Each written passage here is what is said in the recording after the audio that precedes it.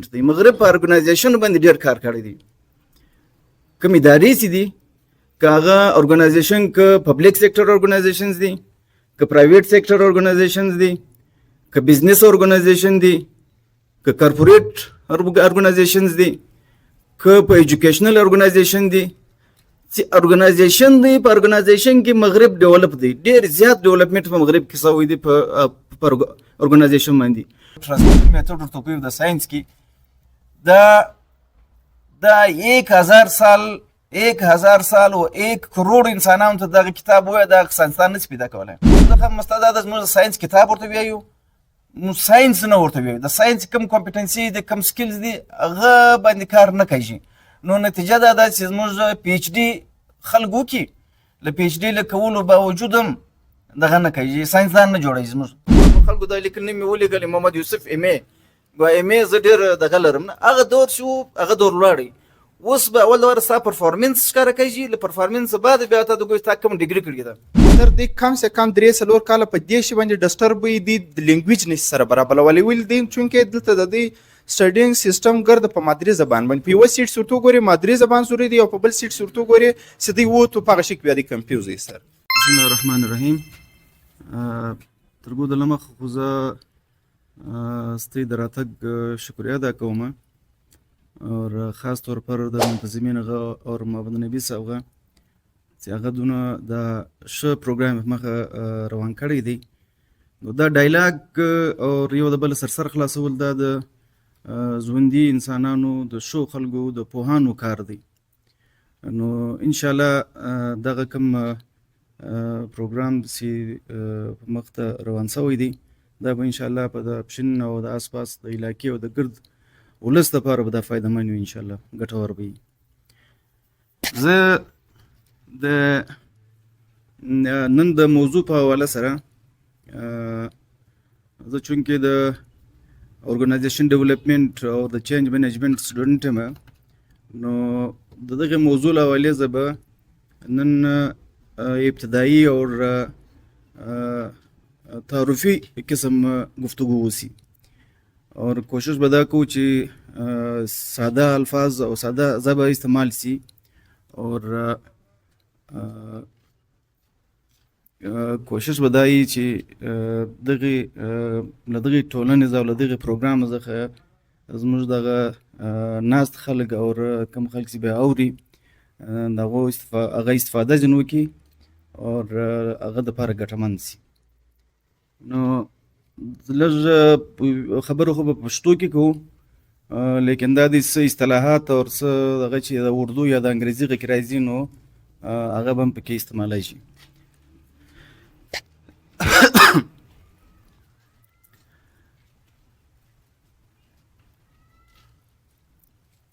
ګوره دا ټایم زموږ پر دنیا باندې پر انساني دنیا باندې زموږ پر ګرده ګلوبل ورلډ باندې د مغرب تسلط د مغرب قبضه ده. دغه لیډرشپ د دنیا لیډرشپ دا ټایم د مغرب په لاس کې دی. نو مغرب دا ټایم خپل په کرایسس کې دی. یعنی که موږ وګورو چې په مغرب کې دا ټایم انفرادي طور پر انسانان خلک په کرایسس کې دي. هلته که موږ وګورو چې د خودکشیو ریټ یا ریشو تر دا نور دنیا زیاته ده اور د هغو کې یو ډېر عجبه مختلفه قسم نفسیاتي بیماریانې ورځ په ورځ زیاتېږي. دا شی ښکاره کوي چې مغرب کې د خلکو د انسانان چې دي هغه په کرایسس کې دي په مشکل کې دي. اچھا دغه طرح بیا د مغرب کې د فیملی نظام د فیملی کوم چې اداره ده فیملی کلچر هغه هم په کرایسس کې دی. د مغرب فیملی هم په کرایسس کې ده. د مغرب انډیویجول انسانان هم په کرایسس کې دي په مشکل کې دي او د مغرب کې سوسایټي هم په کرایسس کې ده هغه هم په مشکل کې ده ډېره. مغرب زما مراد دا دی چې مغرب د جیوګرافیکل ویسټ نه بلکې دغه اصطلاحي مغرب دی چې کوم دا ټایم د په دنیا کې لکه د یورپ دی امریکا ده او دا رنګ ډیولپ دنیا ده سرمایه‌دارانه نظام په دغه کې کوم دنیا ده هغه ته موږ مغرب ویو. نو په هغه مغرب کې دا ټایم دغه مسایل مشکلات دي، لیکن هغه باوجود موږ ته ګورو چې مغرب ورځ په ورځ پر ترقی باندې روان دی. یعنی فردم په کرایسس کې دی، فیملی په کرایسس کې ده، سوسایټي په کرایسس کې ده، بیا هم مغرب پر ترقی روان دي، بیا هم هر ورځ تر نور دنیا ډېر مخ ته روان دي. نو که پر دا باندې موږ غور وکړو او په دغه باندې ورته وګورو نو په هغه کې څه وجوهات دي چې هغه وجوهات له وجې د مغرب پر مخ په ترقی روان دي. او په هغه کې اهم وجه یو وجه چې موږ پر هغه باندې خبره کوو او هغه اهم ترین وجه د هغه ارګنایزیشن ډیولپمنټ دی. مغرب په ارګنایزیشن باندې ډېر کار کړی دی. کوم ادارې چې دي که هغه ارګنایزیشن که پبلیک سیکټر ارګنایزیشنز دي، که پرایویټ سیکټر ارګنایزیشنز دي، که بزنس ارګنایزیشن دي، که کارپوریټ ارګنایزیشنز دي، که په ایجوکیشنل ارګنایزیشن دي، چې ارګنایزیشن دی په ارګنایزیشن کې مغرب ډیولپ دی، ډېر زیات ډیولپمنټ په مغرب کې شوی دی په ارګنایزیشن باندې. نو دغه ارګنایزیشن ډیولپمنټ دغه د دوی پر ارګنایزیشن باندې زیات کار د مغرب د ګردې کمزوریانې پټې کړي دي او مغرب له دغه وجې مخ روان دی. د مغرب مقابله کې که زموږ سوسایټي ته وګورو، زموږ انفرادي طور پر خلک چې دي هغه تر مغرب مطمئن دي له خپل ژوند ځه. یعنی په انډیویجوال سطح باندې زموږ خلک چې دي هغه خوشحاله دي د هغو په نسبت. زموږ فیملی کلچر تر هغو په نسبت باندې ډېر ډیولپ دی او زموږ سوسایټي کې انسانان یو له بل سره ډېر کنیکټډ دي او سوسایټي زموږ فعاله ده د مغرب دغه. لیکن زموږ یو غټه مسله ده، هغه مسله دا ده چې زموږ ګرد ارګنایزیشن چې دي زموږ د ارګنایزیشن زموږ په کرایسس کې دی. نو زموږ ارګنایزیشن په کرایسس کې دی، د ارګنایزیشن د کرایسس له وجې څخه موږ په سوسایټي کې یا موږ په ترقي کې ډېر وشاته یو. نو که موږ غواړو چې دغه که موږ غواړو چې ارګنایزیشن که موږ غواړو چې موږ سماجي طور پر او معاشرتي طور پر او مجموعي طور پر موږ سوسایټي ډیولپ سي، نو زموږ دپاره دغه یوه لار ده او دا ضروري شی دی چې زموږ باید چې د ارګنایزیشن ډیولپمنټ باندې کار وکړو، زموږ ادارې فعاله سي. ګوره زموږ ادارې کې دا وینو چې موږ هر ځای چې زموږ اداره ده، که پبلیک سیکټر ارګنایزیشنز دي، که پرایویټ سیکټر دی، که دا نور سیکټر کې کوم که بزنس دی، که ایجوکیشن دی، که هیلث دی، کوم ځای چې ادارې د زموږ اداره په کرایسس کې ده، زموږ اداره په مشکل کې ده. نو تر څو چې موږ دغه ادارې له مشکل نه راایستلي، تر څو چې موږ ارګنایزیشن نه ډیولپ کړی، په ارګنایزیشن ډیولپمنټ باندې موږ کار نه سوی، نو تر هغو پورې دا ممکنه نه ده چې زموږ سماجي طور پر زموږ معاشره چې د هغه ترقي وکړي او مخ ته ولاړ سو. نو یو بنیادي زموږ د نن خبره دا ده چې ارګنایزیشن ډیولپمنټ او پر دغه باندې کار ضروري دی. اوس په ارګنایزیشن ډیولپمنټ کې که موږ غواړو چې ارګنایزیشن ډیولپمنټ باندې کار وکړي نو کوم ایریاز دي هغه خو نن تفصیل نه شو د کېدلی، وخت کم دی. نو خالي زما پر هغه باندې دوه څو چې دغه بیسیک کمپوننټس دي هغه مې زه وایم او هغه بعد بیا موږ مخ ته ځو. ارګنایزیشن چې کوم بیسیک کمپوننټس دي هغه کې یو لیډرشپ دی. اهمیت له حوالې څخه دا تر ګردو زیاتې لیډر چې دی افیکټیو لیډر افیکټیو ارګنایزیشن ډیولپ کوي. نو که کوم ځای لیډرشپ په کرایسس کې کوم ځای په لیډرشپ کې مسلې نو هغه ارګنایزیشن اتوماتیکلی ارګنایزیشن چې هغه د خیږي مسایلو شکار کوي. نو ارګنایزیشن دغه بنیادي کمپوننټ دی.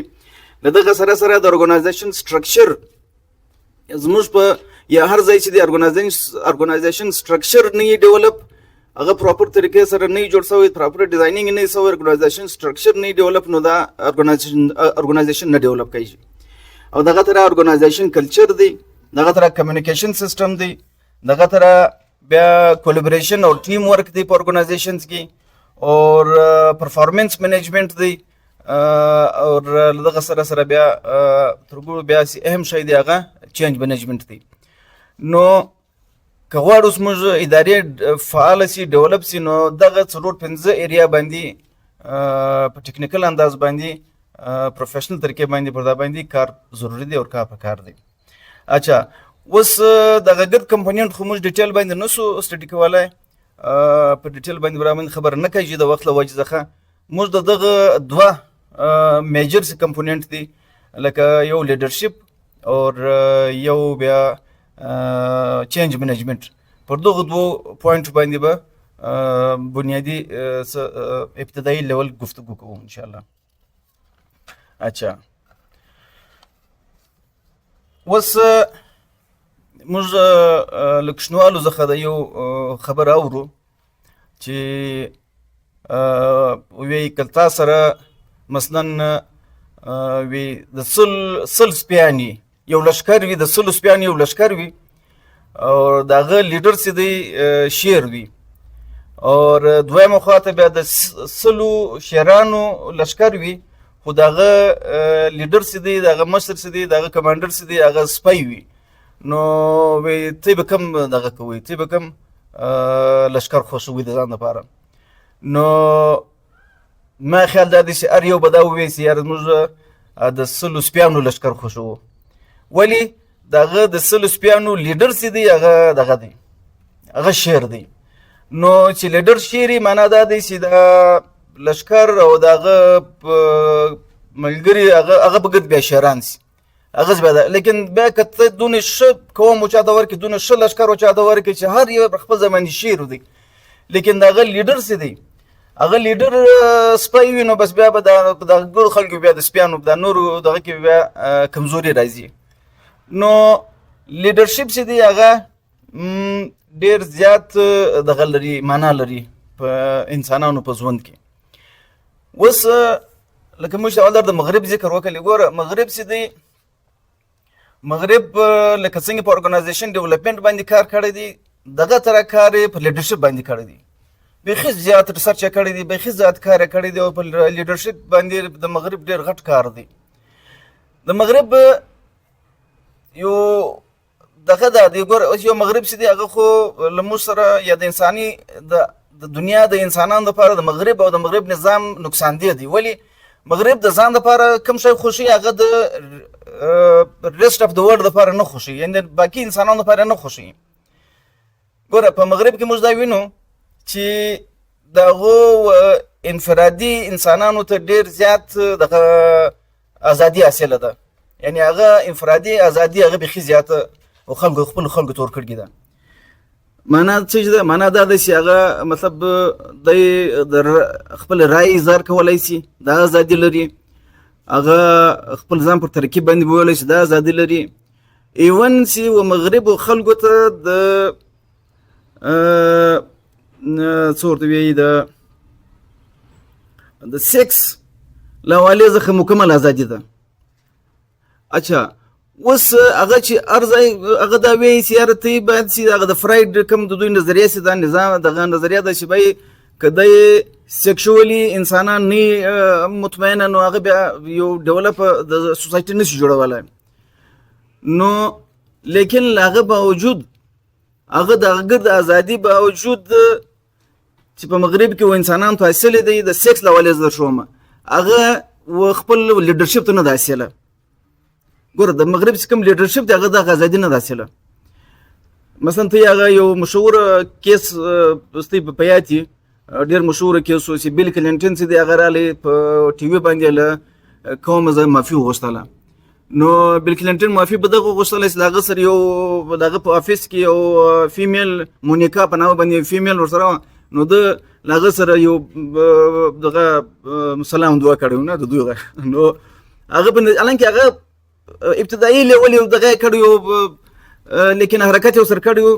له هغه باوجود هم ګرد امریکا ولاړه شوله، او ګرد امریکې د دغه وکړي چې باید ته څنګه زموږ لیډر یې، د لیډر خو دا خصوصیات نه، لیډر خو باید چې هغه په کرکټر له حوالې ډېر سټرونګ وي، هغه لیډر له هر کرپشن خلاص وي. نو پر دې بنیاد باندې هغه څه شو وکړلی، هغه بیل کلینټن راولاړ شو، خوراکۍ ورور د ګرد دنیا له مخې پر ټي وي باندې له کومه معافي وغوښتله چې ما معاف کړه، ما د غلط کار کړی دی. د دوی سره د لیډرشپ دپاره یو دغه نشته، یو ګنجایش نشته. اچھا د هغو په نسبت زموږ لیډرشپ څه دی، زموږ د سوسایټي کې لیډرشپ څه دی، زموږ لیډرشپ ډېر په کرایسس کې دی. زموږ لیډرشپ له هر قسم کرپشن څه دی هغه وریله دی. مغرب دا غواړي چې د ماتیت ملکو کې په د خلکو کې دارنګ لیډرشپ راشي چې هغه مورلی کرپټ وي. ولې که مورلی کرپټ نه وي نو هغه به دا تر قوم راپورته کې کوم قوم چې دی هغه ډیولپ قومي، هغه طاقتور قومي، هغه تر ځای رسېدلی قومي، هغه په برته بیا مغرب ته درېږي. نو مغرب په دغه لیډرشپ باندې، په دا کرپټ لیډرشپ باندې دغه کوي، دغه چې د ملکو یا دغه قومو خلک ساتي، دغه ګرځي. اوس مثال دی، یو کوچنی مثال در کوم. که زه اوس دا کسان ناست یاسته ګرد باشعوره کسان دي، که زه ته یو پرچې درکړم، په پرچې درته ولیکم چې یاره ستۍ په دغه کې ستۍ په ځین کې زه یو لفظ نوم اخلمه، ستۍ په ځین کې د هغه نوم متعلق د یو پرسنالټي نوم راشي هغه ولیکئ. مثلا زه ته ووایم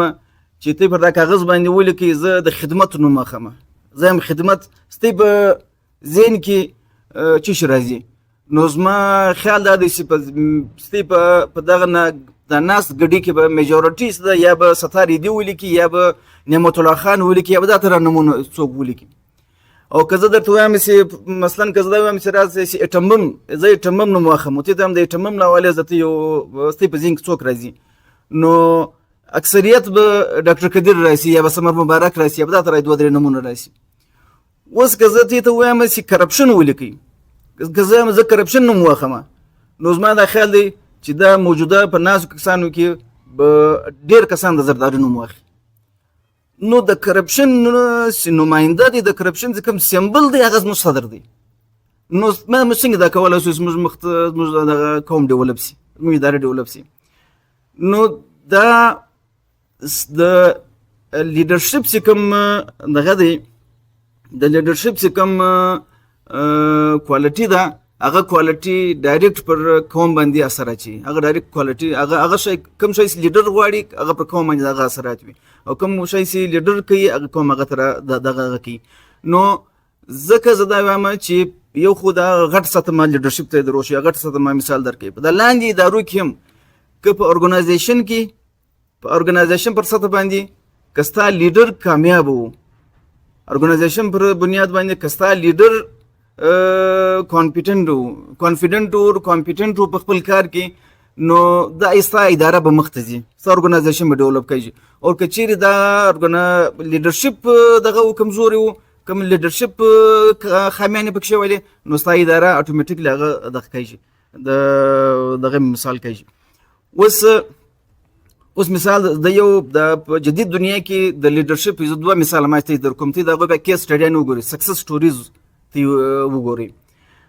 دا سکسس سټوریز کې زه ته د دوه ریکمند کوم. یو سکسس سټوري دغه ده، د چاینا د موجوده حکومت ده. چاینا موجوده حکومت،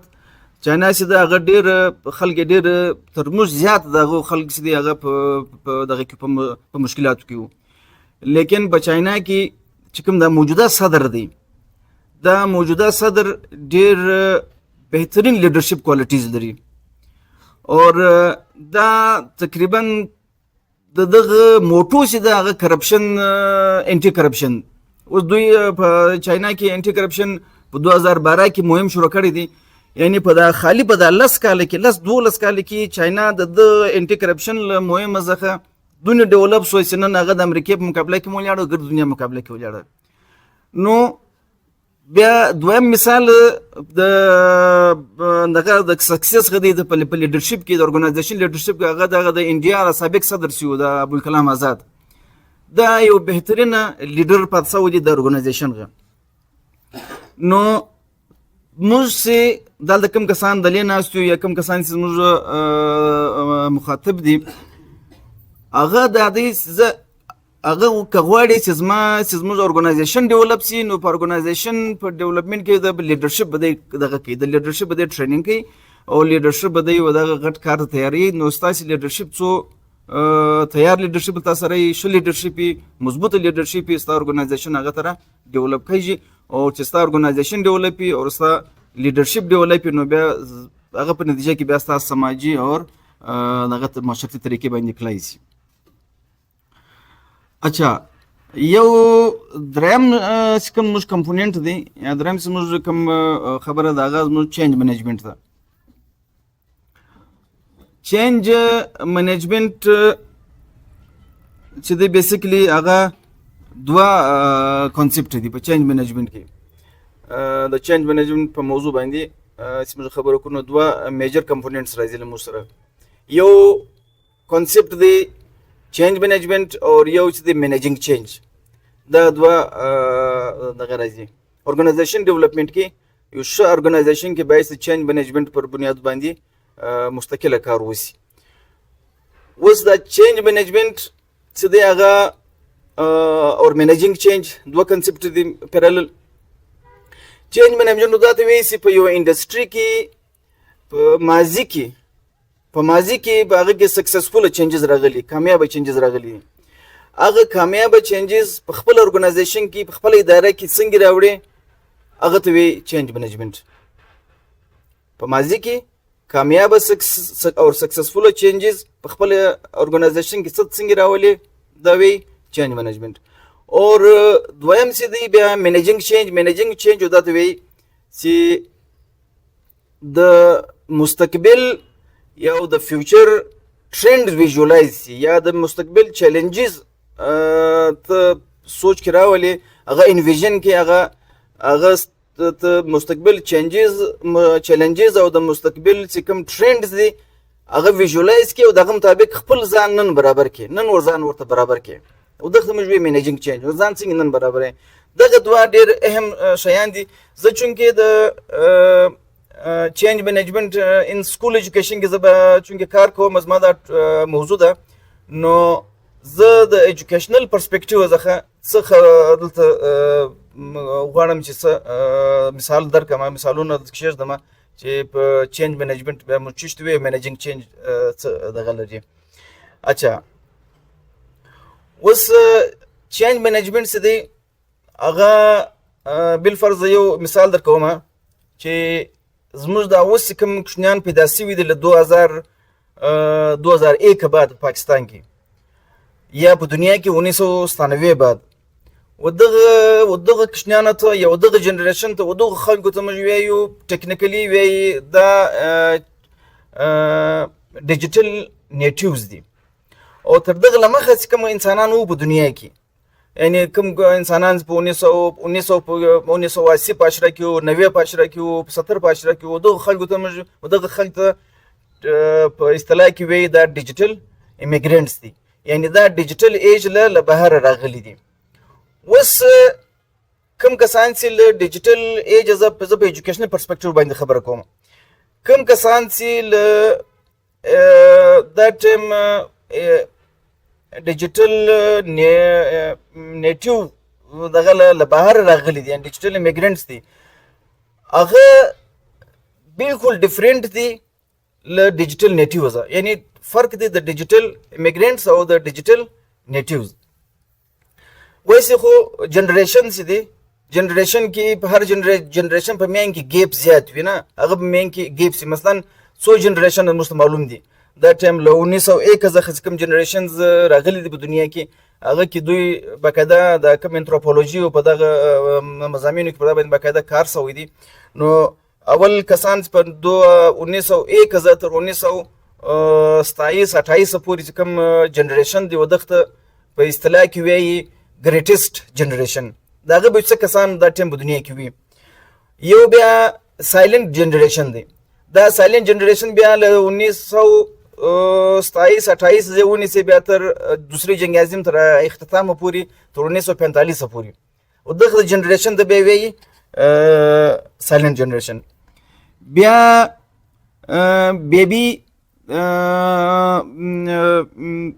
بیبی بومرز کوم یو جنریشن دی. دغه بیبی بومرز جنریشن چې دی دا بیا دغه بعد پیدا شوي دي،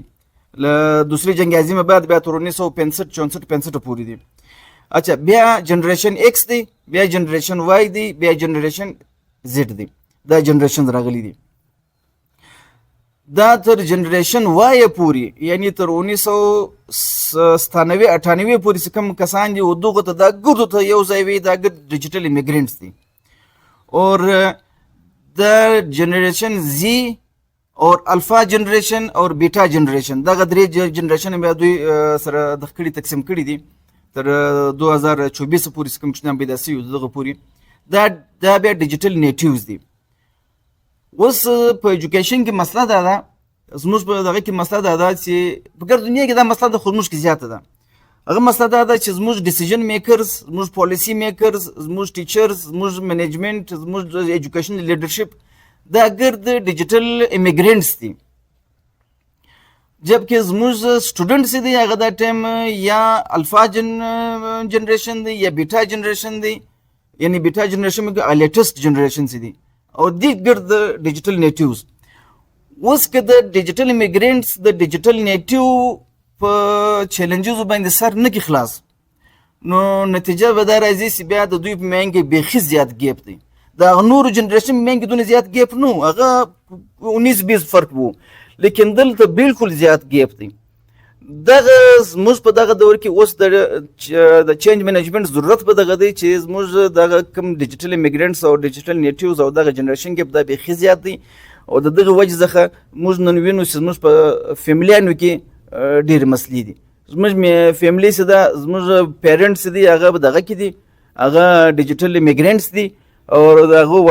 کوچنیان چې دي هغه ډیجیټل نیټیوز دي. او دغه تر زموږ فور ایگزامپل ایجوکیشنل لیډرشپ چې دی یا ټیچر چې دی دا هغه ایمیګرینټس دي، هغه د دغو کوچنیانو د ډیجیټل نیټیوز په ضرورتو کې سم نه دي خبر. نو که چیرې دا نسی، که دا چینج مینجمنټ نسی، دا کسان په دغه حوالو سره نسی خبر او په دغه ټیکنیکل دوی انډرسټینډینګ دوی له نسی را، نو دغه ګیپ نور زیاتېږي. او ګیپ چې نور زیاتېږي نو خدا نو خواسته چې هغه په یو دغه باندې پر یوه لار باندې او ای په بل لار نو بیا موږ مسایل چې دي هغه زیاتېږي. نو لہذا دغه وجې دغه چې دی په کار د دی چې چینج مینجمنټ باندې کار وشي. اوس د چینج مینجمنټ یوه فارموله ده، ګوره یو یونیورسل فارموله ده. هغه دا دی که وی که چې چینج رالی په یو انډسټري کې او په یو ارګنایزیشن هغه له چینج بعد خپل ځان بدل کړي، نو دغه وی چینج ویت چینج افټر چینج افټر چینج والا، یعنی پخوا دغه راغلی دی، پخوا چینجز تبدیلي راغلی ده، موږ بیا یو 10-12-15 کاله بعد دا ریالایز کړي چې یاره تبدیلي راغلی ده، باید موږ هم بدل سو. نو هغه بیا ځان ورسره بدل کړي، نو هغه وی په فیلډ کې هغه کامیاب په فیلډ کې پاتې کېدای شي، په فیلډ کې ژوند کولی شي. یو چې دی هغه چینج ویت چینج دی، یو د خلکو یو کټګریز هغه چینج ویت چینج، هغه چینج راشي دوی په ورن ځان سره چینج کړي. مثلا دا ټایم ای آی راله، ای آی تبدیلي راله په دغه کې په ماحول کې، په انډسټري کې، په ایجوکیشن کې ای آی رالی. نو یو ارګنایزیشن خپل ځان خپل ګرد ځان په خپل ګرد دغه چې دی اپریشنز پر ای آی باندې راوړول، نو دغه ته وی سکسسفل ارګنایزیشنز، دا سکسسفل دغه کېږي. یو بیا ارګنایزیشن دا تر دی چې هغه چینج اوایډ کړي، یعنی پر چینج باندې چینج راشي د سترګې پر پټي کړي چې یاره بس دا صحیح دی، دا دنیا دپاره غلی دی، په ما به څه کوي، دا په ما څه کوي. نو دغه باره کې فارموله ده، دغه باره کې بیا اصول دا وي چې دا چې کوم اوایډ کړي، اوایډرز د چینج هغه دغه دي، هغه به په لانګ رن کې په دغه فیلډ کې نشي پاتې کېدلی. اور څلورم بیا کټګري دا د انسانانو چې هغه خپله دغه چینج کریټ کوي. چینج خو نو خپل نه راځي، خو څوک بیا راولي. نو کوم خلک چې بیا چینج راولي هغو ته بیا هغه بیا وایي هغه لیډرز دي، هغو ته بیا وایي هغه د دغه انډسټري لیډر دی، د دغه فیلډ لیډرز دي. نو په دنیا کې لیډرشپ دغه کسانو دی، کوم کسان چې چینج انیشیټ کړي، چینج او سکسسفل چینجز انیشیټ کړي. نو زموږ په سوسایټي کې یا زموږ په دغه سیمه کې که غواړو چې زموږ ارګنایزیشنز ډیولپ سي، غواړو چې زموږ سوسایټیان ډیولپ سي، نو نه صرف په کار دی چې موږ ارګنایزیشن ډیولپمنټ باندې کار وکړو، په هغه لیډرشپ باندې کار وکړو، بلکې پر چینج مینجمنټ باندې کار وشي او کوم سکسسفل چینجز په دنیا کې راغلي دي هغه سکسسفل چینجز موږ خپل کړو. هغه خپل ځان کې راولو که نه راویستل نو ایز ارګنایزیشن موږ بیا خپل ځان نسو دلته پاتې کولی او روان وخت کې چیلنجز بیخي زیات دي او د دغو چیلنجز مقابله دا ده چې موږ خپل ځان دغه ته تیار کړو و دغه چیلنج ته تیار کړو. اچھا اوس یو اهم خبر په دا کې دا راځي چې چونکې زه په ایجوکیشن باندې کار کوم نو تعلیمي ادارو کې په تعلیمي دغه کې زه کار کوم نو په دغه پرسپیکټیو باندې زه دوه درې یو څه اهم مثال در کوم یا هغه شان زه دلته ډسکس کوم کوم شان چې کوم چینجز چې دا ټایم راغلي دي په دنیا کې په ایجوکیشن په سیکټر کې. د ایجوکیشن په سیکټر کې 15 ډېر اهم تبدیلیان راغلي دي. ګوره موږ خو خپله موږ میټرک کړی دی، مثلا ما میټرک کړی دی په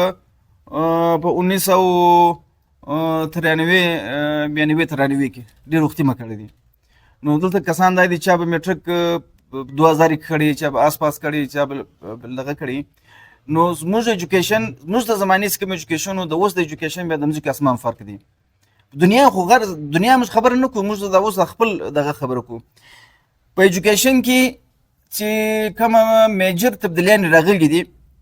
هغه یوه تبدیلي په دا کې دا ده چې د تعلیمي ادارو کې هم هغه طرح ډپارټمنټس جوړ شوي دي، کوم ډپارټمنټس په دا نورو ادارو کې شته. مثلا ګوره په یوه کامیابه تعلیمي اداره کې 6 بنیادي ډپارټمنټس دي، هغه به خامخا موجود وي. کومه اداره کې چې دغه 6 ډپارټمنټ نه وي نو هغه اداره چې ده هغه بیا مخ ته نشي تللی. صحیح ده. موږ یو سکول ویزیټ کړی په سیالکوټ کې، ډېر ښه غټ سکول و، هغه تقریبا 8,900 سټوډنټ وو او ډېر کامیاب او ډېر غټ اداره ده. نو د هغه چې کوم لیډر دی یا د هغه اونر چې دی هغه خبره کوله ول موږ چې زما 100 کوشنیان زما تعداد و په سکول کې، زما 100 کوشنیانو ما دغه ډپارټمنټ جوړ کړی دی. نو ما په ډپارټمنټ باندې کار وکړي، ډپارټمنټ زما ګرد ارګنایزیشن را ډیولپ کړي. نو په سکولز کې د سکول ارګنایزیشنز باندې سکول ارګنایزیشن کې ایٹ لیست 5 ډپارټمنټ باید سي موجود وي. یو ډپارټمنټ چې دی هغه ته موږ وایو اکیډمیکس، د کوم لپاره چې سکول دی سر ساده لپاره یو اکیډمیکس دی. دویم چې دی هغه ایچ آر. اوس د سکول چې دی په سکول کې ګرد که سکول سټوډنټ دی هم هیومن بینګ دی، که زموږ کلاینټ دی سکولانو کې کلاینټس دی هغه سټوډنټ او پیرنټس دی هغه انسانان دي، ټیچرز هم انسانان دي، دا د ورکینګ ګروپس دي ګرد انسانان دي. نو له دغه وجې څخه په سکولانو کې باید چې ایچ آر باندې ډېر غټ کار وشي او هیومن ریسورس ډیولپمنټ باندې کار وشي. دا دویم ډپارټمنټ دی. دریم سکول ایډمن دی، ایډمنسټریټیو چې کوم ایریاز دی هغه باندې کار کوي. څلورم بیا سټوډنټ سپورټ سرویسز دی. سټوډنټ سپورټ سرویسز باندې سټوډنټ سپورټ سرویسز ډېر میجر او ډېر ضروري ډپارټمنټ دی چې هغه موږ په سکولانو کې پر دا باندې کار نه کوي، هغه باندې کار نه کوي. نو په کار دی چې سټوډنټ سپورټ سرویسز باندې د هغه ډېر ډیټیلز دي هغه باندې کار وشي. بیا مارکیټینګ باندې کار وشي، مارکیټینګ ډپارټمنټ ضروري دی. او فاینانشیل ریسورس د کوم فاینانشیل چې دی ډپارټمنټ دی فاینانس او دغه اکاونټس ښه. دا 5 ډپارټمنټ په یو کامیابه تعلیمي اداره کې په کار دي. نو زموږ ادارې که غواړي چې خپل ځان ډیولپ کړي نو هغو دپاره به اول دغه دا دی د خپل ارګنایزیشن چې دی هغه په کې دغه 5 ادارې کم څه کم د 5 ادارې کې ډیولپ کړي او په هغه باندې کار وشي. دا یو. دویم چې کوم ضروري شی دی هغه ایجوکیشنل لیډرشپ باندې دی. اوس لیډرشپ ګوره سټایلز دي مختلف طریقه باندې. څوک تعلیمي ادارې چلوي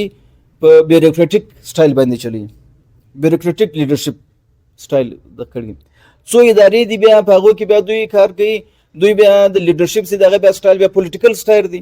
څوک بیا په بزنس طریقه باندې چلوي، څوک په کومه طریقه، څوک په کومه طریقه چلوي. د سکول کې چې د کوم لیډرشپ ضرورت دی هغه باید چې د سکول لیډرشپ کې باید انسټرکشنل لیډرشپ دغه په سټایل پکې انسټرکشنل لیډرشپ باندې په کار دی چې ادارې کار وکړي او تعلیمي ادارې پر دغه باندې سکول او نورې تعلیمي ادارې چې دي هغه باید چې پر انسټرکشنل لیډرشپ باندې کار وکړي. نو یو دا دی چې دی دغه جوړ کړي، دی ډپارټمنټس جوړ کړي، او دویم بیا دا دی چې دی انسټرکشن لیډرشپ باندې په سکولانو کې کار وشي. دریم شی چې کوم ضروری دی هغه په اکیډمیکس کې اکیډمیکس کوم ضروری دغه تبدیلی راغلی ده یا چینج راغلی دی هغه د کمپیټنسي بیسډ لرنینګ. نو په سکولانو کې باید چې کمپیټنسي بیسډ لرنینګ باندې کار وشي او دا باندې ډیټیل کار وشي. زموږ په سکولانو کې ساينس موږ کوچنیانو ته وایو اوس یې ورته وایي کې سپیس دي ده ساينس د ساينس نه ورته وایي د ساينس کتاب ورته وایو. نو زه یو سکول ورغلم هغه ماته کتاب راښکاره کړي په یو سایټ کې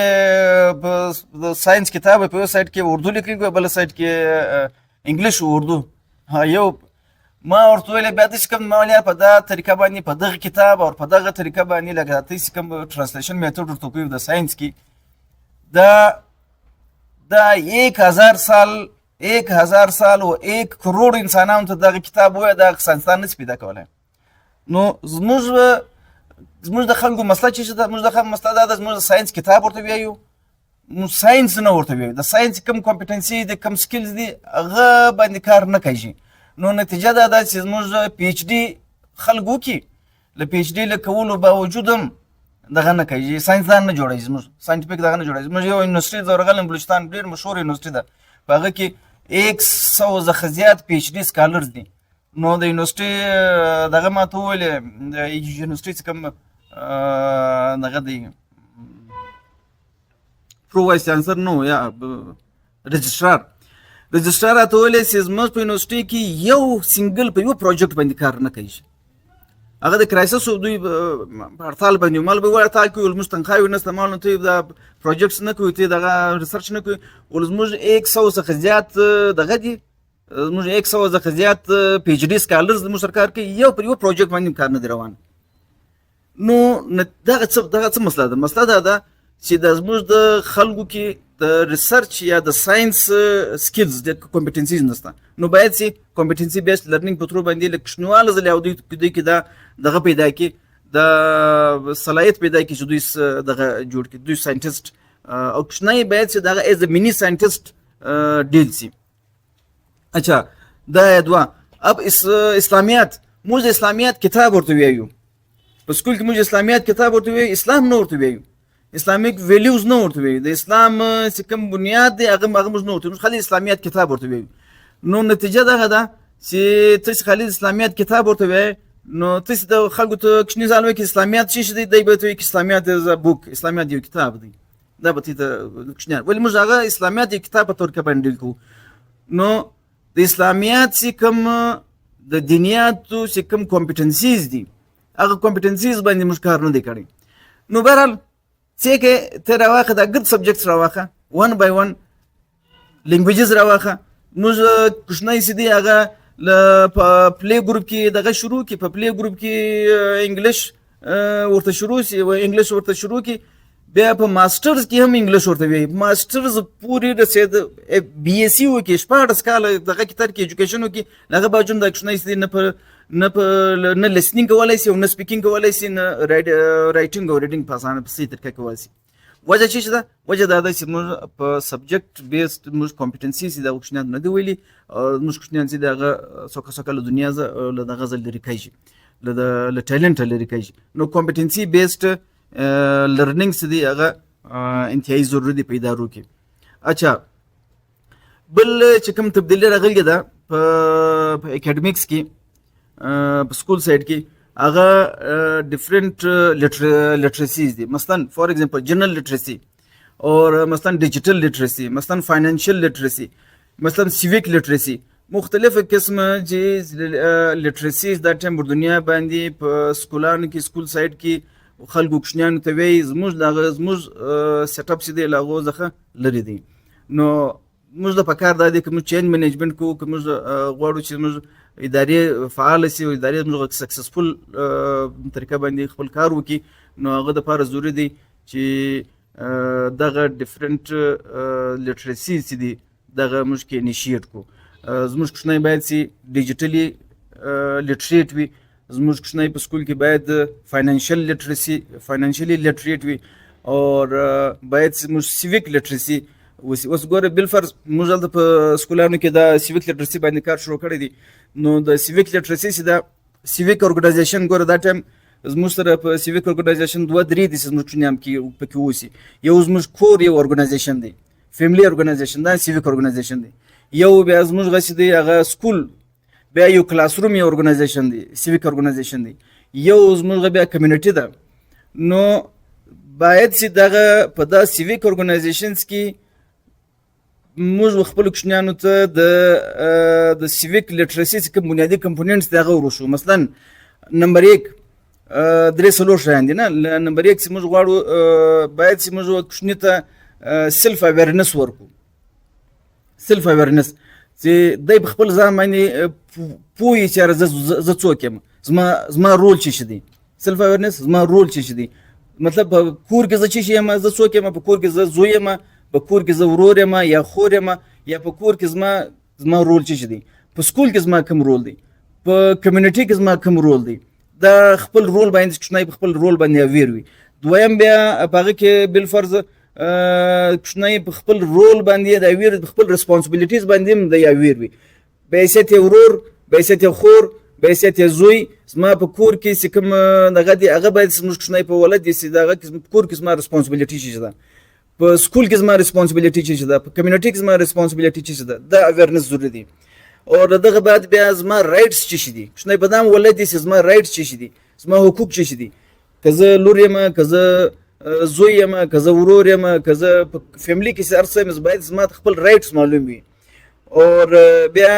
زه په سکول کې یم، زه په کلاس روم کې یم، زه سټوډنټ یم، زما کوم رایټس دي، یا زه په سوسایټي کې یا زه مسلمان یم، یا زه ینګ سټیزن یم، زما کوم رایټس دي. نو سیویک لیټرسي باید هر کوچني ته دغه اویرنس ورکړي. نو دا سیویک لیټرسي غواړي. او فاینانشل لیټرسي له اول سره تر اخره پورې د په فاینانشل معاملاتو کې په بزنس په دا باندې ولد وي. باید چې په ډیجیټلی دی لیټریټ وي، او باید چې دی په ریډینګ رایټینګ او دا سټانډرډ مطابق کولای شي. نو دا لیټرسي او دغه لیټرسي په سکولانو کې باید سي ډیولپ سي. اچھا یو بیا چې دی بیا باید چې په سکول کې چې چینجز راغلي دي هغه ډیفرنشیټډ لرنینګ راغلی دي.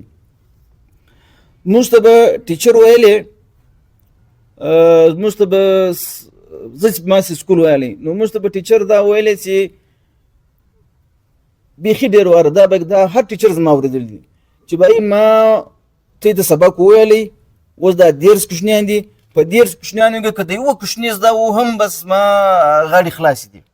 دا به موږ ته ویل دغه کې. نو بعد کې چې ما وکتل، نو هغه مریم مونټسري د تعلیم ماهره ده، مریم مونټسري وی کوچني ته که ته سل واره ته په مختلفو طریقو باندې یو کانسیپټ ور سمجاو کوي، بیا هم د کوچني نسو سمجاو، نو بیا هم د کوچني نه دی، بیا د ټیچر قصور دی. ولې ټیچر په هغه طریقه نه دی کړی کوم طریقه چې د کوچني سر په خلاصوي. نو دا اوس ډیفرنشیټډ لرنینګ وداته وی یا ډیفرنشیټډ ایجوکیشن وداته وی چې څونی کوچنیان په دا کلاس کې دي، د هر کوچني هیستوري جلا ده، د هر کوچني ماحول جلا دی، د هر کوچني سټایل جلا دی، د هر کوچني دغه جلا دی. نو که دا کوچنی د خپل مطابق نه کې ډیل، د خپل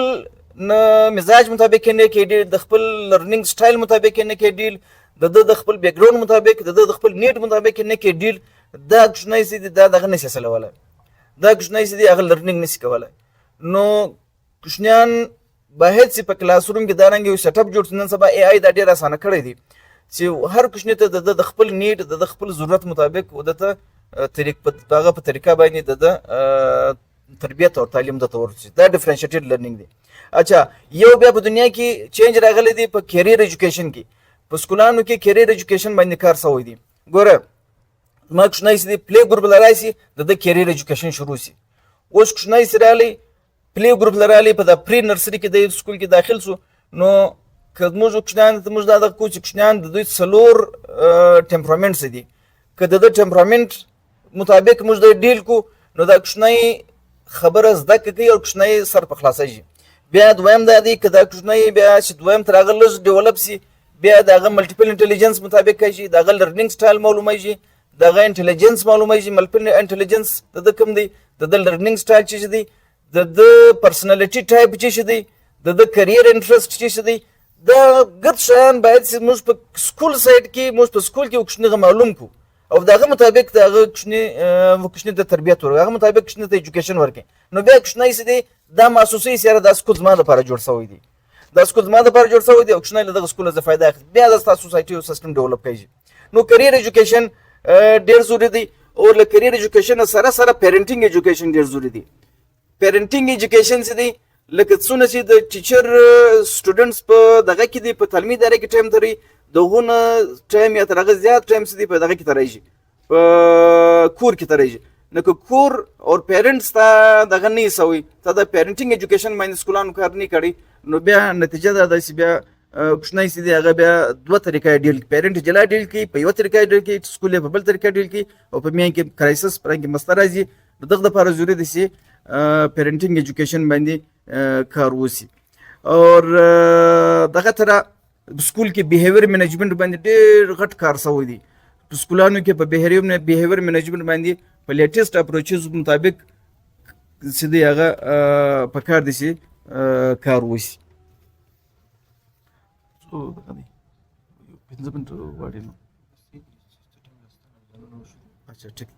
अच्छा लास्ट زموږ کمپوننت دی هغه ته بیا لکه موږ ویلو یو چینج منیجمنت یو منیجینګ چینج دی تو منیجینګ چینج یعنی د فیوچر د مستقبل ټرندز ویژوالایز کول او دغه مطابق خپل ځان یا خپل اداره دغه مطابق دغه سټول دا منیجینګ چینج دی وس فور ایگزامپل زموږ ته د فیوچر کې کوم ټرندز را روان دي هغه موږ اوس ویژوالایز کړو زما کوم کوچنی چې دا ټایم په پلی ګروپ کې دی سر پلی ګروپ کوچنی به په 2040 کې 2042 کې 40 42 کې به د 45 کې به د فنکشنل لایف کې موجود وي الته چې کوم چیلنجز دي هغه چیلنجز الته چې کوم سکلز ریکوایرډ دي الته چې کوم کمپټنسیز ریکوایرډ دي هغه زمانه چې کوم انسانان دي سکسسفل انسانان په کوم لیول باندې هغه شیان وس ویژوالایز کول او دغه مطابق اوس د خپل کوچنی تیارول اوس له تیاری کول دا د منیجینګ چینج دی نو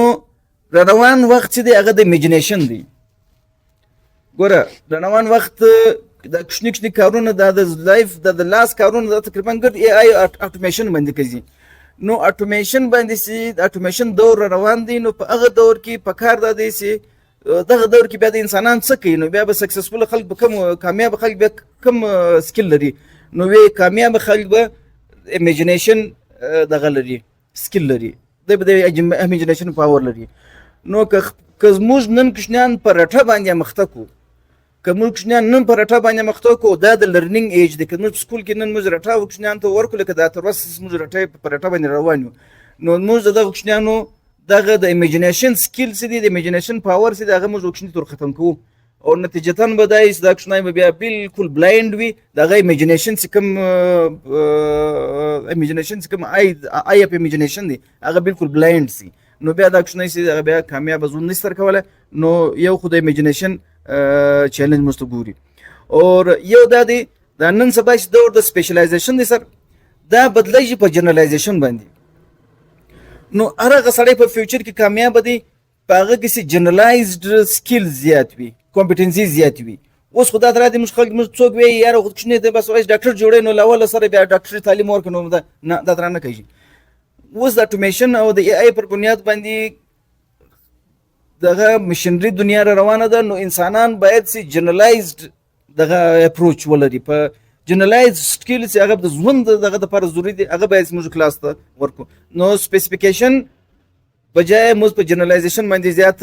فوکس وسی اچھا دغه سره بیا اوس روان دور دا رنګ دی چې هغه کې د ډیګریانو ضرورت نه پېښیږي ګوره اوس ډیګري د زه ایز ا کنسلټنټ ادارو ته ورځم زه له غټ غټ ادارو سره زه کار کوم شنم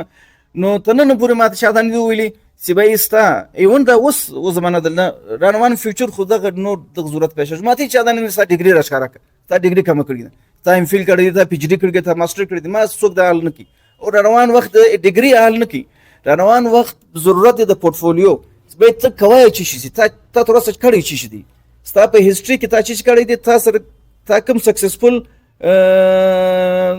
دغه کړي دي کارونه کړي دي کوم پروجیکټس کړي کوم شان کړي دي نو ډیګري بجای کوشنیانو ته سکلز او کمپټنسیز ورکول پکار دي او کوشنیان له وسله د کوشنیانو ته د کوشنیانو پورټفولیوز ډیولپ کول پکار دي کدا ډیولپ کو دا وس سکولان کوي ګور نن په پلی ګروپ کې پورټفولیو جوړیږي نو سټپ بای سټپ هر کال کوشنیانو پورټفولیوز جوړدن او دا یو بقاعده یو دغه دی طریقه تدریس دی چې د کوشنیانو پورټفولیو څنګه ډیولپ سي او دغه باندې څنګه روان مخته جنریشن دغه دی او بیا لکه موږ ویل سي انډیویډوالایز لرنینګ ډیفرنشیټډ ایجوکیشن دغه روان دی روان وخت د کلاس روم ټیچینګ نه دی انډیویډوال ټیچینګ دی نو دغه څه بیسیک هغه څه دغه د اوس موږ ډیسکس کړي یا څه وخت سره ختم شو لیکن دا دی چې خپل ځان بدلیدنګ خپل اداره بدلیدنګ او خپل سماج بدلیدنګ دا د هر باشعور او د هر ذمہ دار سړي کار دی نو ترڅو پورې چې موږ دغه ریالایز کو د خپل دغه ریسپانسیبিলিټي ریالایز کو موږ دغه کار ریالایز کو نو ان شاء الله هغه دغه وی ما د الکیمیست ولا وی کته د یو نیک خبري اراده وکي د نیک کار اراده وکي نو د کائنات ګرد د کائنات هر ذره ستاسو کومه کې درځي اور ورسره سر زدا خبرم کومه فاینل لاست چې ودغه ایج ته کوم ایج کې اوس موږ کم کار کو ودغه ایج کې په اصطلاح کې ودغه وی ګلیکسي اف اپورچونټیز کوم خلک سي پر کوم څوک سي پر درست ډایرکشن باندې ټریک باندې روان سي یا روانېدل وغواړي دغه د لپاره اپورچونټیز به زیاتې نو یا خو موږ خپل نیکسټ جنریشن ته خپل نیکسټ نسل ته یا خو موږ دوی بلایند کوو او دوی بالکل بند غلي ته درو که موږ په روایتي طریقه ولاړ شو لیکن که موږ دې په چینج مینجمنت او مینیجینګ چینج پر پرنسپلز باندې کار وکړو نو دوی د لپاره به د ګرد دنیا ګلیکسي اف اپورچونټیز جوړ شي بیخي زیاته اپورچونټی نشته لیکن ضرورت دا دی چې د وصل یاد د کوشنیانو تربیت وسی او له وصل یاد د لپاره ځان تیار کی نو ستاسو د ګردو شکریا ډیر زیاته چې په تسلی باندې دا خبر واوریدله نو نور میکسټ سر پروګرام مختبیاس سر کنه مشته وګور خلک زموږ جوان طبقه چې کومه د پر سکل باندې ډیر توجه ورکوي او ایجوکیشن باندې خاص توجه نه ورکوي دا کوم وجوهات دي چې زموږ جوان طبقه پر ایجوکیشن باندې خاص توجه نه ورکوي سر ته په دې باره کې څه وایي نو سکل ستا ما سم دغه نه اورېدلی جو بیا په زور له زوږه سر کنه مشته وګور زموږ کومه جوان طبقه چې ده نه دا پر سکل باندې ډیر توجه ورکوي نه او کوم پر بل سایډ وګور د ایجوکیشن خاص توجه نه ورکوي داسې کوم وجوهات دي چې زموږ جوان طبقه پر سکل باندې زیات توجه ورکوي او ایجوکیشن باندې نه دغه خو ګوره دغه خو چې زه وایم چې که ستا سکول زموږ نوجوان طبقه پر دا باندې پوهېږي چې یاره زما سکول بالکل ایرریلیونټ دی زما سکول چې دی دغه دا کښنی په لسم له راسي بالکل دغه له تعلیمه څخه دی لرې سي ولې د ده ته دا اندازه دی دا وایي چې یاره زما دغه تعلیم زما له ډیلی لایف څخه زما له ژوند سره یو تعلق نه لري نو دا ایرریلیونسي کریټ کوي دغه مسله ده نه چې ایرریلیونسي کریټ سي ایرریلیونسي چې راغله بیا کښنی چې دی هغه کس دی خپل کار بولي نه یا دا زما له ژوند سره دغه یو تعلق هم نشته نو زه دغه وایم چې کوشنیانو ته سکل بیسډ او کمپټنسي بیسډ لرنینګ ورسي بیا به کوشنی دغه ریلیونسي محسوسوي ادروایز که کمپټنسیز د لیټیسټ دور د مطابق د سره کمپټنسیز نه وي او په داسې ایجوکیشن کې کمپټنسي نه وي نو دی بالکل هغه بیا کوشنی چې هغه دغه بیا ایجوکیشن د یو دغه نور کی یو اهمیت نور کی نو دغه خو زه وایم چې کمپټنسي بیسډ لرنینګ راسي بیا به د کوشنی ودا ته راځي ادروایز دا وڅو کوشنیان وسه دغه ترک روانو د بالکل دغه نور خطه دغه خرابایي دا سچویشن نور خراب وته دي نو اوس په کار د دې ادارې تعلیمي ادارې او تعلیمي ادارې لیډرشپ چې دی هغه کمپټنسي بیسډ لرنینګ باندې کار وکړي تا یو خبره وکړه چې کوم ټیچر دی یا دی چې سټوډنټ سبق وایي مثال یو ټیچر سبق ورته وایي ته دا خبره کوي چې دی به ګردې زده کوي زه مثال په سټوډنټ څنګه دغه یم چې دی ما سره منټلي د لید مثال فزیکلي لید منټلي نشته یا د داسې ایشوز کور ته لري چې هغه مثال دلته د سبق په هغه ولا د نشي زده کوي نو ټیچر څنګه وګر د سټوډنټ سبق ورڅخه کوي شي؟ نو ما خو دا خبر وکړه چې 10 کوشنیان دي په کلاس روم کې یا 20 کوشنیان دي، د هر کوشني دغه جلا دي، د هر ماشوم د هر کوشني نیډ جلا دي. نو دا بالکل نه کوي چې کته یو کلاس زه یو کلاس ته سبق وایم نو په کلاس کې 10 قسم 20 قسم کوشنیان له ما سره دي. نو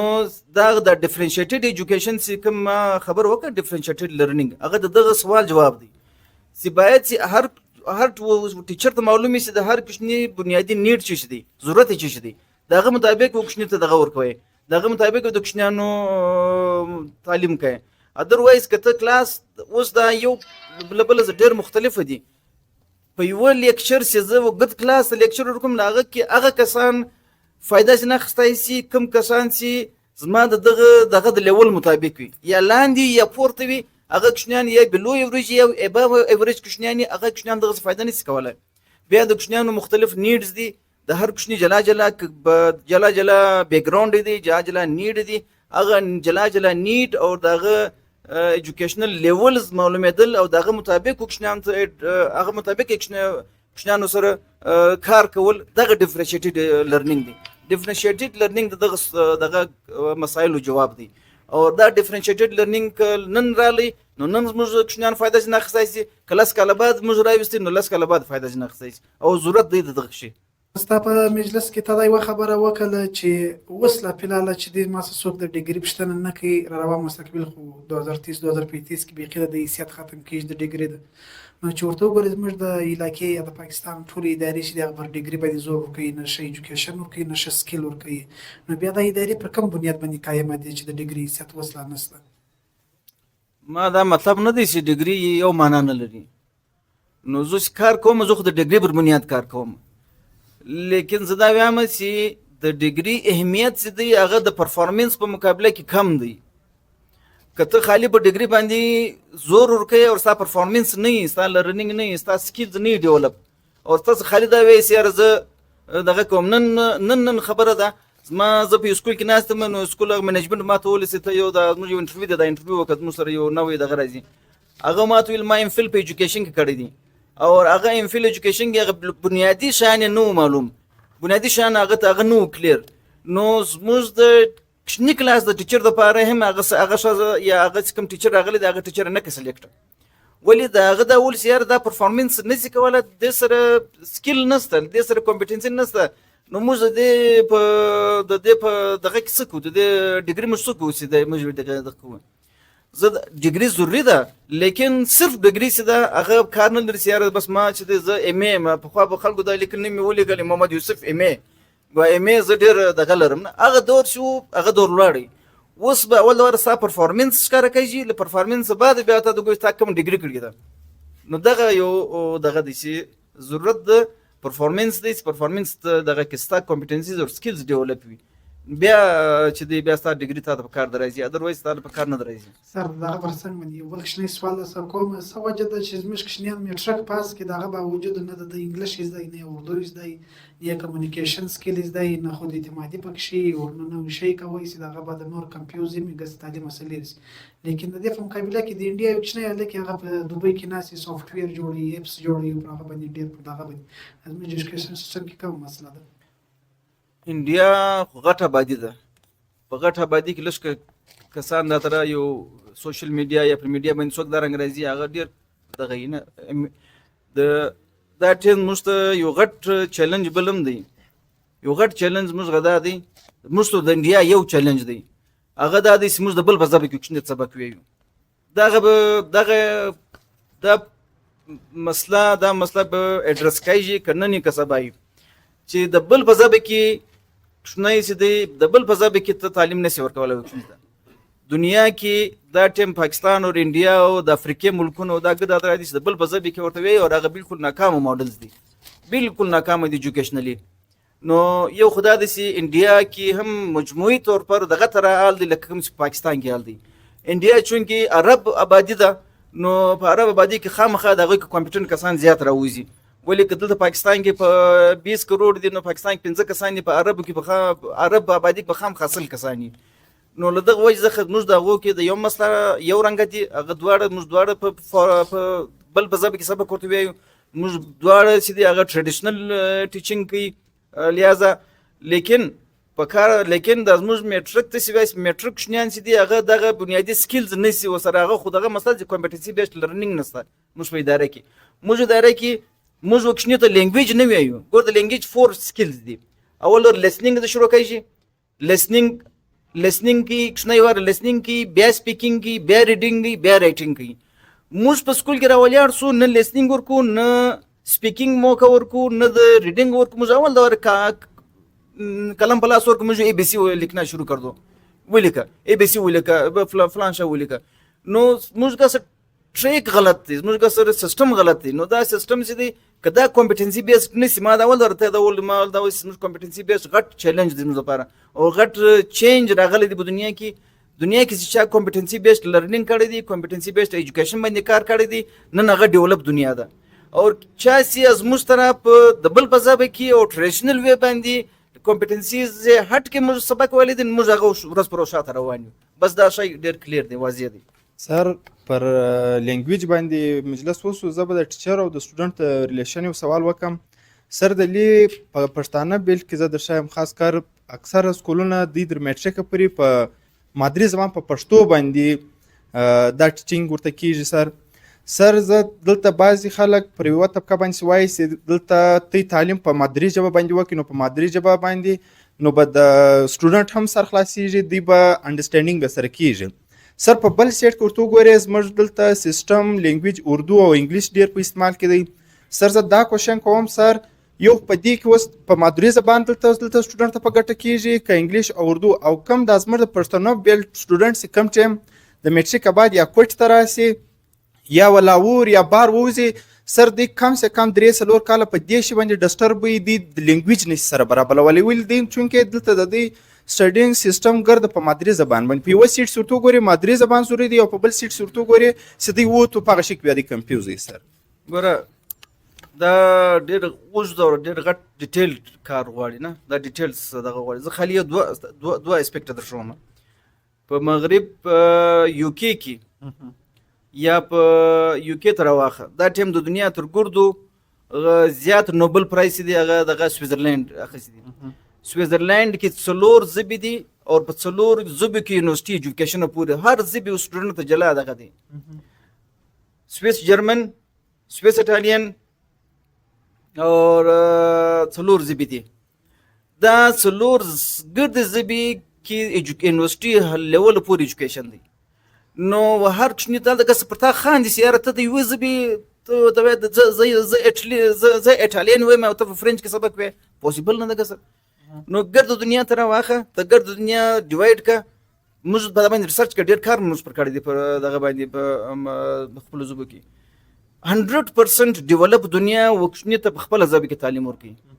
ګور قرآن هم دا وی الله تعالی وی ما نبیان چې خلک خپل ژبه کې استولې دي څنګه ممکنه ده چې د بل په ژبه کې د لرنینګ کمپلیکس عمل دی د سمپل عمل نه دی سمپل دغه نه دی نو په دنیا کې کوم ډیولپ دنیا ده ډیولپ ملکونه دي 100% ډیولپ ملکونه خپل کښنه د خپل ژبه کې سبق وی تو ورسره د جرمني کې وګوره په یو کې کې وګوره په دنیا هر ډیولپ دنیا نه هغه خپل ژبه کې وی کوم چې پسمانده دنیا ده پاکستان د دنیا په ډیولپینګ کې اوس نه دی ایچ ډی آی انډیکس کې د دنیا پسمانده ملکونه دي پسمانده ملکونه ګد بل په ژبه کې ورته وی نو یو خدای د پوسیبل نه ده چې د انډرسټینډینګ او د کمپریهنشن حاصل کړي د بل په ژبه کې نمبر 1 نمبر 2 اوس موږ څنګه په دا نظام کې راغلی یو نو د نظام زموږ مجبور یو موږ باید وکښنی ته هغه ژبه ډېر ورزده کو ډېر فوکس ورکو پر کوم ژبه چې په اکیډمیکس د نیکسټ دغه د فیوچر دی لکه د اوس موږ اردو دی یا انګلیش دی نو دا انګلیش ده اوس ضروري ده چې چیرې په خپل ژبه کې نه نو دغه د لینګویج چې په کوم لینګویج د اکیډمیکس مخته کوي دا اکیډمیک دغه ژبه باید چې دغه کې د پرایمریز ل پری پرایمریز د سکول د لینګویجز په کلو کې دغه باید چې کوشنیان چې دی هغه ته واقعي هغه طریقه وایي چې په کوم طریقه چې دی ژبه زده کولی شي موږ خو انګلیش ورته وایو لیکن د انګلیش د ژبې د زده کولو چې کومه خپله خاص طریقه ده لکه ما چې اول لیسنینګ بیا سپیکینګ بیا ریډینګ بیا رایټینګ کوم دغه دی سیکنډ لینګویج اکوزیشن چې د کوم اکوزیشن چې کوم اصول دي هغه اصول مطابق موږ دغه نه دی کړی موږ ټیچینګ نه ورته کوو نو موږ دوی مسلې دي یو مسله ده د قص خپل ژبه نه ده د بل په ژبه کې دا یو غټه مسله ده دویم د بل ژبه ورته وایو په غلطه طریقه ورته وایو دویم ژبه هم ته په سم طریقه ورته وایي بیا هم یو څه گزاره کوي اوس د دویم ژبې کې د هم غلطه طریقه ورته وایي د په ټرډیشنل روایتي طریقه ورته وایي نتیجتا چې د مشکل نه بیچاره د دوړو خوازه پاتې دي لکه څنګه چې د یو ملک طبقې کې د ارګنایزیشن یو غټ کردار دی دغسې د هر ارګنایزیشن د هغه ملک مطابق د پالیسۍ مطابق یو خپل فریم ورک مثلا که یو ملک سیکولر دی او یو ملک ریلیجیس دی نو د دې ارګنایزیشن باندې هم د هغه شی یو غټ اثر اچوي نو ستا په خیال کوم یو ډېر پروډکټیو دی او د دې وجه څه ده ګوره په دنیا کې دا نه دی چې د ارګنایزیشن چې دی هغه بیس بنیاد چې دی هغه دغه ویژن دی نو ته چې په کوم ویژن باندې کار کوي که ته هغه سټیپس فالو کې کوم چې د ارګنایزیشن ډیولپمنټ لپاره ضروری دي هغه دغه زهټ کې چې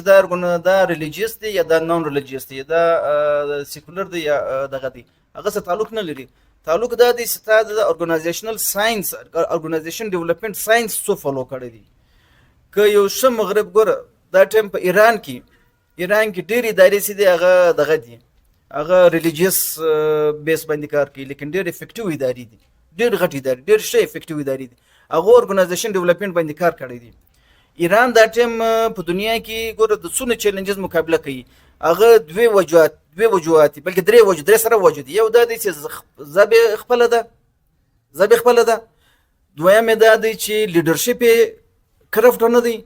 او دریم شاید دا دی چې ارګنایزیشن ډیولپمنټ هغه تر ګرد اسلامي دنیا مخته دی دا هغه ته ورسې شنو ارګنایزیشن که بزنس ارګنایزیشن که ایون ریلیجیس کوم چې دوی دغه دی ارګنایزیشنز دي ایون چې دوی یونیورسټیانې دي ته ورته دوی یونیورسټیانې وګوره ته د دوی سکولان وګوره ته د دوی تعلیمي ادارې وګوره ته د دوی بزنس ارګنایزیشن وګوره د ګرد ارګنایزیشن چې دي ارګنایزیشن ډیولپمنټ باندې هغه کار کړی دي نو دغه تعلق نه لري چې دا ریلیجیس دی که دا سیکولر دی بلکې دا تعلق لري چې ارګنایزیشن ډیولپمنټ کوم بنیادی اصول دي هغه اصول تاسو فالو کړی دي هغه اصول چې فالو کړي نو اني ون چې هغه فالو کړي هغه ته کامیابی لسي هغه تر خپل ځان رسوي سي